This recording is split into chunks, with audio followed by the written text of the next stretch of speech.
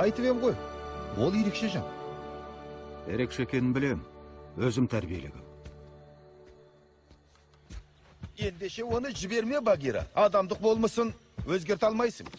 Сен түсінбедің, оған қауіп төніп тұр. Білем, айтқан, бір жолбарыс артына түсіп жүр. Жай жолбарыс емес, Шерхан.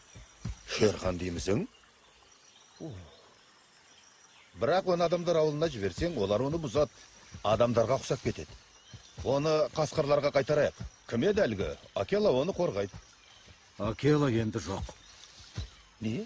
Шерхан оны өлтірді. Баланы қолына түсірмейінше, оны ештеңе тоқтата алмайды, ештеңе. Біз оны тек адам ауылына жіберіп қана құтқара аламыз. Өтінем, Балу. Ол тек сені ғана тыңдайды.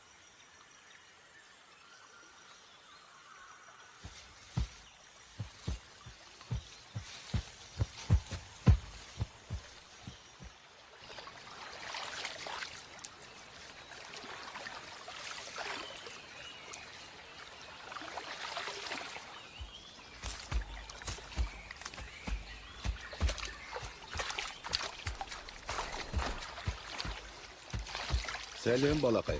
Сәлем. Сенің түнде істегенің керемет болды. Багира олай ойламайды.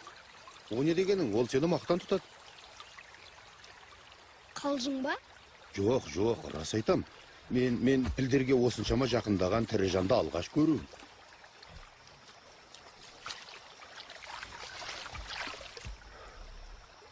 Тыңда, балақай, мен сенімен дұрыстап сөйлесуім керек.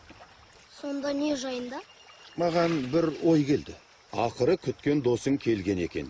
Бәлкім жолға шығатын кез келген болар. Қысқа дейін деп келісіп едік қой. Енді кете беруіңе болады. Сен мен қалам ғой. Біз дос емеспіз бе? А? Қайдағы достық? Сені ешқашан дос ретінде қабылдаған емеспін. Тек балалы үшін пайдаландым, енді қызметің қажет емес. О, құдайым, бәрін енді ашық айтуым керек пе? Сен маған дос бола алмайсың.